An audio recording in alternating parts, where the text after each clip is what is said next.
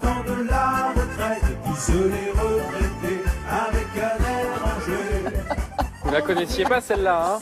Éric Coudon, qu'il est bon le temps de la retraite. 85% des Français estiment que le système de retraite actuel est inégalitaire et 84% le trouvent trop compliqué. Alors une grande remise à plat est prévue par le gouvernement à l'horizon 2022 avec un nouveau système de points. Mais ça ne veut pas dire que le montant des futures pensions va augmenter. Alors comment s'assurer une retraite correcte? Quels sont les placements les plus intéressants? On va répondre à toutes vos questions dans ce dossier. Avec nos invités, voici le premier, Julien Bouissou. Bonjour. Bonjour. Vous êtes journaliste à Capital, notre partenaire sur ce dossier du jour. Vous venez de sortir un numéro consacré à la retraite et notamment aux produits d'épargne et de prévoyance. Le voilà. Il est ici. Et à vos côtés, Valérie Gruau, bonjour. Bonjour. Vous êtes la fondatrice de senioravotreservice.com, site internet de mise en relation de seniors et retraités avec des employeurs, que ce soit des particuliers ou des entreprises. Exact. Alors évidemment, étant de Capital, vous connaissez bien votre confrère ici présent. Ah bien sûr, il Fabien a été Vendu. subordonné pendant des décennies. Je l'ai formé au métier de journaliste. Sa tête me disait quelque chose, me disait bien. Il vous a bien Ouais, formé, peut-être. il est bon, il est bon. Ah bah, faut demander à mon patron, je sais pas. Bon d'accord, ouais, ok, t'es pas bien. Bon, vous êtes donc nombreux à avoir peur pour le montant de vos futures retraites et si certains arrivent à anticiper la baisse des pensions, d'autres se retrouvent obligés à travailler de nouveau. Portrait croisé signé Lola Palmier, Lucas Negri et Pauline Osmuc. À 56 ans, Martine est consultante. Elle a monté son entreprise et travaille depuis son domicile. La retraite pour elle, ce sera dans 12 ans, mais elle commence déjà à y penser. Il y a quand même un âge où vous finissez par vous dire, bon, la retraite, à force de s'entendre dire qu'on n'aura pas grand-chose, il faut peut-être faire quelque chose. Il y a 4 ans, Martine a donc décidé de s'adresser à un cabinet spécialisé en gestion de patrimoine, et elle n'est pas la seule dans ce cas. Le sujet de la retraite revient systématiquement aujourd'hui avec les personnes que nous rencontrons, ce qui n'était pas le cas il y a une dizaine d'années. Où on pouvait trouver des gens qui nous disaient ça ne me concerne pas, j'aurai de toute façon suffisamment avec le système de prévoyance collectif. Pour Martine, qui a toujours bien gagné sa vie, il était évident que ses rentrées d'argent allaient baisser, mais elle ne savait pas dans quelle mesure. C'est vrai que quand j'ai fait l'étude avec Magdae, ça a été plus clair. Globalement, ça me faisait une baisse de revenus de 50%. Et c'est là où, en fait, une fois que vous avez ça, vous dites, bon, ça peut être un peu juste. Mais Martine est prévoyante. Elle a déjà acheté sa résidence principale et placé de l'argent sur une assurance vie. Pour compléter sa future pension de retraite, le cabinet lui propose d'investir dans la location meublée et dans un produit au nom tout indiqué, le plan d'épargne retraite populaire ou PERP. Donc c'est un principe assez simple d'épargne tunnel.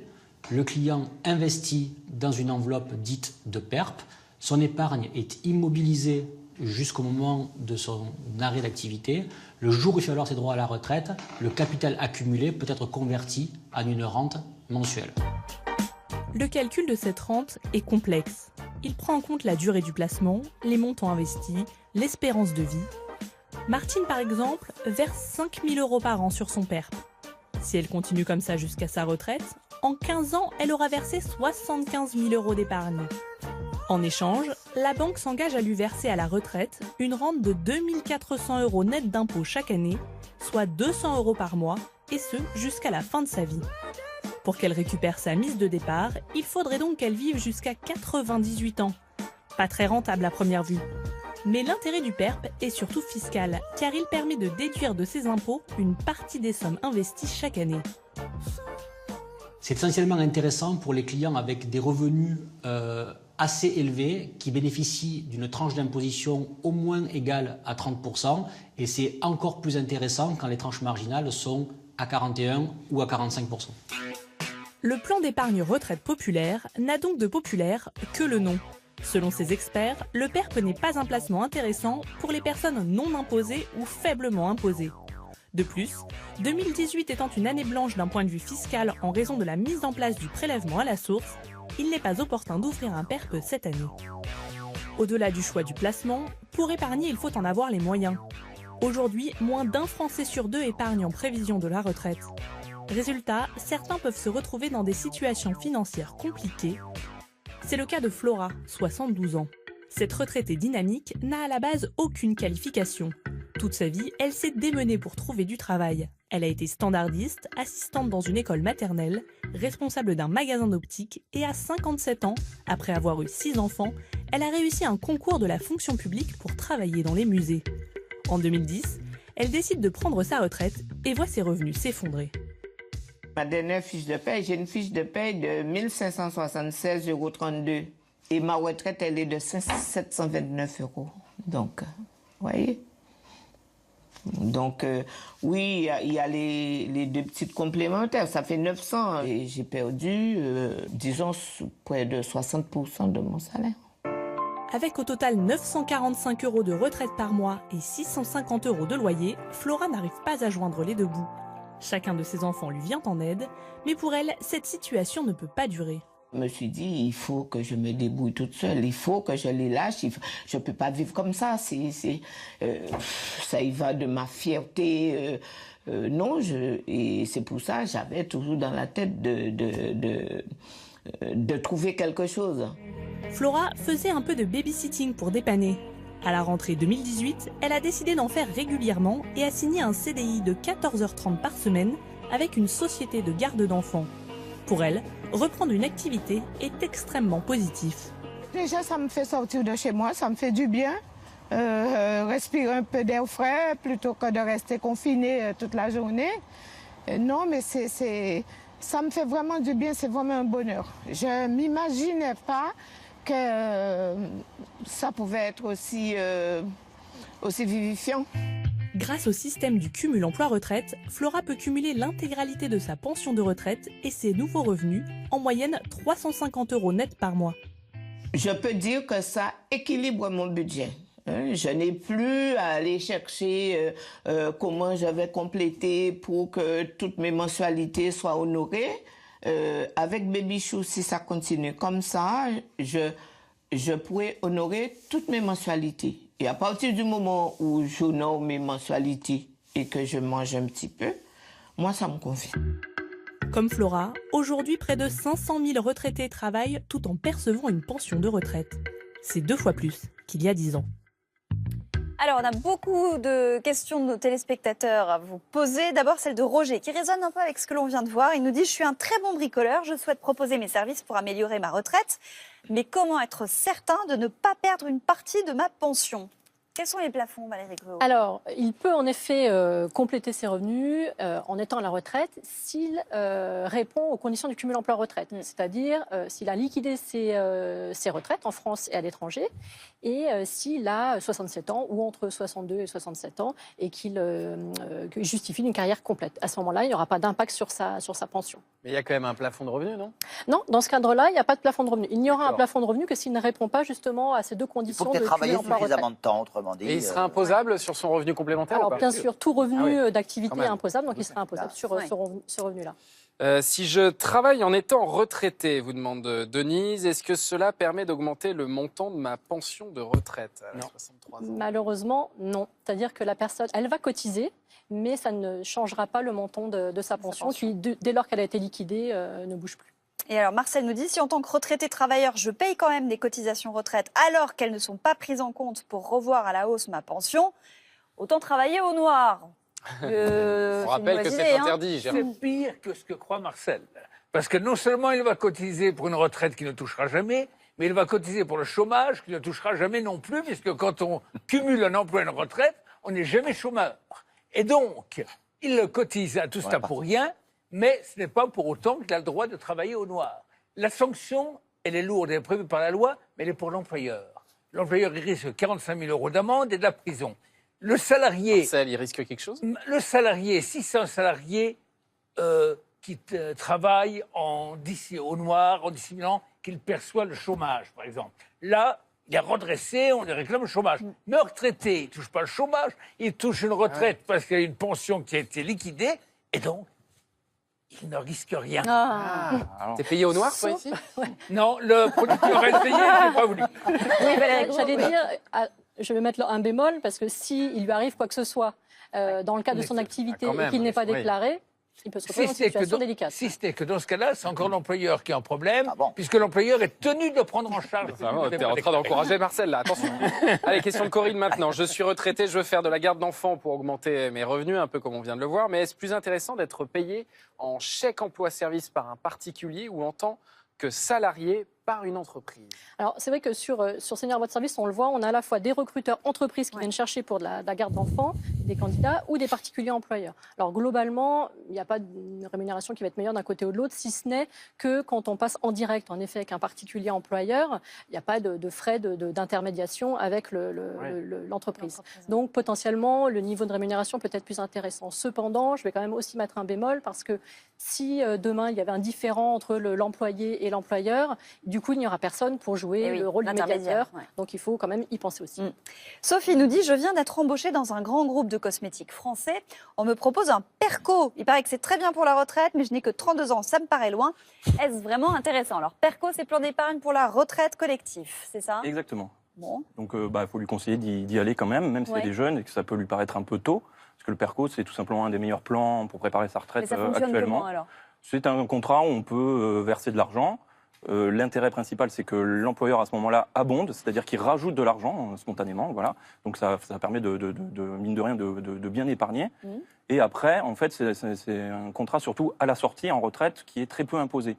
Soit vous pouvez sortir totalement en capital et donc sans impôt. Ce qui est rarissime. Qui est une exception de plus en plus rare. Et ça vaut le coup de commencer jeune ou pas? Mais oui, parce que tu peux sortir, je crois, pour acheter Alors, ta résidence notamment, principale. c'est un des rares produits qui permet, effectivement, si on veut acheter sa résidence principale, de sortir quand on veut pour acheter sa résidence Et puis principale n'oublie sans pas, pénalité. tu as un rendement Donc, extraordinaire parce que, excuse-moi Julien, parce que l'employeur abonde, il donne de l'argent jusqu'à 300% de ta mise, je crois. Donc tu verses, je dis 1 000 euros par an, mais il t'en verse 3 000, lui. Et derrière, avec ça, avec ces 3 000, tu peux acheter ta résidence principale? Ça fait un apport. Eh ben oui, au bout de 20 ans, pourquoi pas. Et tout ça n'est pas imposable. Je m'excuse, Ça mais fait un c'est apport pour l'achat. extraordinaire. Voilà. Typiquement, on vient devant le banquier avec son apport sorti du PERCO. Voilà. Pas mal. Ça vaut le coup d'y aller. Le PERP, autre question justement là-dessus. Pour m'assurer un niveau de vie correct à la retraite, je souhaite souscrire un PERP. Est-ce le bon moment pour moi? Et surtout, l'argent est-il disponible si besoin? C'est Christelle qui a 43 ans. Alors, 43 ans. Donc le PERP, c'est un peu moins favorable que le PERCO. Parce que le PERP, pour le coup, on est vraiment bloqué jusqu'à la retraite. C'est un produit tunnel, sauf cas de force majeure, décès du conjoint, etc. Mais sinon, on ne peut pas récupérer l'argent. À la sortie, la rente, c'est quasiment que de la rente. On peut récupérer 20% en capital, mais le reste, c'est de la rente. Elle est fortement imposée. Donc le conseil qu'on donne généralement à capital sur ce produit-là, c'est de ne pas y aller avant la cinquantaine. Voilà, d'attendre vraiment la cinquantaine, d'y voir un peu plus clair. Notamment, en ce moment, il y a un projet de réforme de toute l'épargne retraite. Il faut aussi attendre d'y voir un peu plus clair parce que ça va peut-être donner un petit peu plus d'attrait au PERP, notamment permettre de sortir en capital quand même. Voilà, donc il n'y a vraiment pas urgence. Elle peut attendre 2019, voire 2020 pour se reposer la question et peut-être y aller. Chantal nous dit, il n'y a pas de secret pour une bonne retraite demain. Il faut bien épargner aujourd'hui, mais que me conseillez-vous entre une assurance vie et des SCPI? Alors, assurance vie, on va pas se tourner vers Fabien parce que c'est déjà ce qu'il en pense. C'est toujours aussi intéressant l'assurance vie ou pas? Alors, l'assurance vie, c'est sur le fonds euro qui est le produit star de l'assurance vie, vous allez toucher 1,8%, un peu moins de 2% de rendement. En face, les SCPI, donc c'est investi dans des murs de bureaux ou de commerce, c'est du 4,5%. Donc on se dit, il n'y a pas photo. Alors attention à ce réflexe-là. Moi, je te conseillerais plutôt d'emblée d'ouvrir un contrat d'assurance vie parce que ça peut servir à plein de choses. L'argent est toujours disponible. La fiscalité est intéressante. On peut retirer l'argent avec une bonne fiscalité. Si jamais on décède, pour la succession, c'est intéressant. La SCPI, c'est dans un deuxième temps, si on a un peu d'épargne. Je conseille de les faire à crédit pour profiter des taux d'intérêt très bas. Voilà, on a un effet de levier parce qu'on va emprunter à 1,5 et toucher 4,5% de rendement. Voilà. Sans oublier que c'est de l'immobilier, donc ce n'est quand même pas garanti. La valeur de la SCPI peut baisser. Il y a eu une crise dans les années 90. Moi, ce que j'aime aussi, pour suivre sur le sujet, c'est souscrire un contrat d'assurance vie et souscrire des SCPI à l'intérieur du contrat d'assurance vie pour bénéficier de la fiscalité. Peut être aussi intéressant. Moi-même, je le fais de temps en temps, c'est bien. Mais vous n'aurez pas 4,5%, car il y aura les frais propres à l'assurance vie qui vont rogner un peu le rendement. Oui, mais pour un produit retraite, Julien, donc un produit à terme, pourquoi pas jouer ce jeu-là et je veux dire, bon, j'ai une fiscalité assurance vie extraordinaire et je rogne un peu sur les dividendes de la SCPI qui reviendront à l'assureur. Ça peut être un compromis. Ouais, attention de ne pas trop contredire Fabien quand même. C'est un débat contre Julien. J'ai encore le bras dans mon capital. On ne s'emballe pas, Julien. Question maintenant de Françoise. Je suis veuve et retraitée, je touche une pension de réversion. Est-ce compatible avec un petit job pour améliorer ma retraite ou vais-je perdre ma réversion? D'abord, on va rappeler ce que c'est une pension de réversion, Une pension Gérard. de réversion, c'est l'époux qui est veuf ou veuve et dont le conjoint percevait une retraite. Ça n'a pas qu'on lui reverse à lui, la reversion, on lui reverse une partie de ce que touchait son conjoint, mais il y a des conditions, les revenus qu'avait le survivant et des conditions aussi de pourcentage de ce qu'on va toucher. Le principe, théoriquement, qu'on est veuve et que le prédécédé touche une retraite, on a droit à une partie. Mais c'est le principe. Et il a tellement d'exceptions. Alors, pour répondre justement à Françoise, est-ce que l'argent qu'elle toucherait dans son job aurait un impact sur le montant de cette Alors, ça va dépendre. On va scinder la pension de réversion qui est issue du régime général et celle du régime complémentaire. Parce que via le régime général, en fait, il y a des conditions de ressources. Donc, si son complément d'activité vient dépasser le plafond, ça aura un impact sur sa retraite. Enfin, sur la pension de réversion, pardon. Par contre, en ce qui concerne le régime des complémentaires, il n'est pas soumis à des conditions de ressources, donc ça ne le touchera absolument pas. Je suis en couple avec mon conjoint depuis 37 ans, figurez-vous, mais nous ne sommes pas mariés. J'ai été femme au foyer toute ma vie. À l'approche de la retraite, est-ce préférable de se marier pour bénéficier d'une éventuelle pension de réversion? C'est Marie qui a 59 ans. C'est une des dernières inégalités entre le Pacs et le mariage qu'on a tendance à oublier. C'est-à-dire que les Pacsés n'ont pas droit, les Pacsés survivants n'ont pas droit à la pension de réversion. Il faut être marié. Comme les concubins, en fait, ils n'y ont pas droit. Donc, oui, un conseil, c'est pas très romantique, mais mariez-vous pour la pension de réversion. Voilà. Donc, après, il n'y a pas de, sauf exception, rares exceptions, il n'y a pas de durée minimale du mariage. D'accord. Notamment si il y a encore temps pour elle de se marier, là. Elle peut encore se marier. Oui, voilà. Il n'y a que si son futur conjoint est fonctionnaire où il peut y avoir une durée minimale de mariage de 4 ans. Qui sera mesurée. Mais dans les autres métiers, voilà. Mais il n'est pas question de les supprimer, les pensions de réversion? C'est en discussion Alors, il faut rappeler que ce qui est en discussion, c'est les futures pensions de réversion. On ne touchera pas aux actuelles pensions de réversion qui sont versées. Donc, c'est pour les règles futures des futurs retraités et des futurs bénéficiaires de réversion. Après, il n'y a pas de piste pour l'instant très précise. Sauf à ce que non, ils ne les supprimeront pas. Vont être, les conditions pour obtenir la pension vont se durcir. C'est ça. Probablement, ça peut être une des pistes. Mais attention, parce qu'un des modèles de la réforme, c'est le modèle suédois. Et en Suède, la pension de réversion a été supprimée. Et c'est un débat de société sur le salaire des femmes. Et pour les mères au foyer qui n'ont jamais travaillé, qu'est-ce qu'elles ont, elles? Qu'est-ce qu'il y a pour elles? Alors, elle, malheureusement, il existe, c'est l'ancien minimum vieillesse qui est devenu l'ASPA, l'allocation de solidarité aux personnes âgées, qui donc ce n'est pas, ça relève des minima sociaux, donc c'est à peu près 800 € aujourd'hui. Le président Emmanuel Macron s'est engagé à la réévaluer d'ici 2020 de 100 €, donc on devrait arriver en 2020 à peu près à 900 € par mois, donc d'allocations spécifiques pour ces personnes-là qui n'ont pas cotisé, qui n'ont pas travaillé, donc pas cotisé, qui n'ont donc pas de retraite en tant que telle. Il me manque 12 trimestres pour avoir ma retraite à taux plein. On me propose un CDD senior. Qu'est-ce que c'est exactement et est-ce avantageux? Pour moi, vous demande Bernard qui a 58 ans. Alors, 58 ans, oui. Alors, le CDD senior, il est ouvert en fait aux personnes qui sont en fin de carrière pour leur permettre de faire la jointure jusqu'à l'âge du taux plein, en fait, pour toucher sa retraite à taux plein. Alors, il a l'avantage de durer au maximum 36 mois, ce qui est 18 sur un CDD classique. Donc, 36 mois, ça couvre en fait son nombre de trimestres. Alors, la seule chose, c'est qu'il faut avoir au moins 57 ans. Il a 58 ans, ça fonctionne. Et il faut aussi avoir été inscrit au Pôle emploi depuis à peu près 3 mois. Depuis au moins 3 mois, pardon. Et c'est avantageux pour l'employeur. Pourquoi est-ce qu'on a créé ça? Alors c'est surtout aussi avantageux pour le salarié en fait, pour qu'il puisse arriver en fait d'avoir un travail jusqu'à la retraite et de bénéficier de ce temps. Fait de l'augmentation de la durée. Durée. Très bien. Je suis au chômage depuis juin. Je souhaite partir à la retraite, mais pas au rabais. Est-ce possible de racheter mes trimestres manquants et en faisant cela, suis-je assuré d'avoir une retraite à taux plein? Vous demandant. Alors oui, ça peut lui permettre d'atteindre, le nombre de trimestres nécessaires. On peut racheter jusqu'à 3 années, 12 trimestres de cotisation. Alors c'est au titre d'années d'études ou d'années de cotisation incomplètes. Après, par contre, ce qu'il faut qu'il regarde, ce monsieur, ça coûte très cher.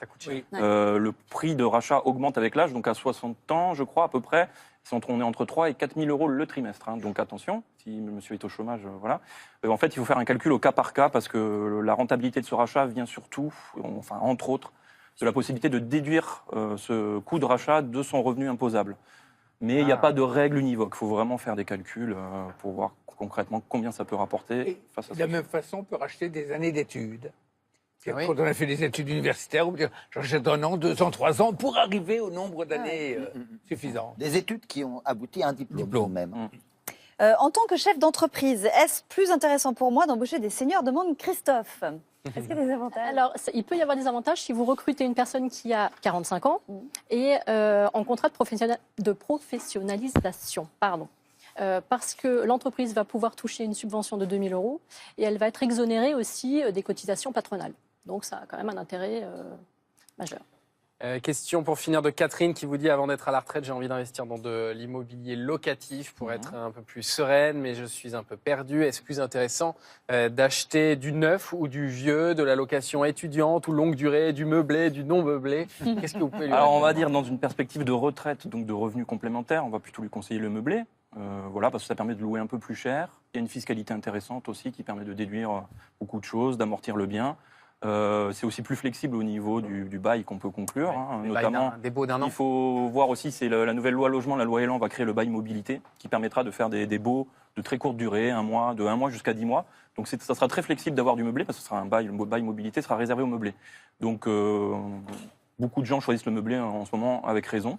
À l'inverse, le neuf, attention, puisque c'est souvent associé aux avantages fiscaux du type Pinel, donc on risque de payer très cher, d'avoir un rendement, des loyers très faibles, voire même de ne pas trouver de locataire.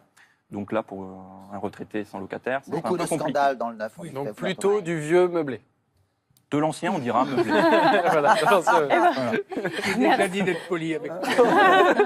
On terminera sur cette bonne note. Voilà, c'est ça. Merci beaucoup à tous les deux d'être venus sur ce plateau et merci à Ghislain Beaugrand-Gérin qui nous a aidé à préparer ce dossier. Allez, dans un instant, on va répondre à tous vos cas pratiques, mais d'abord, il est temps de la dégustation des crêpes Suzette.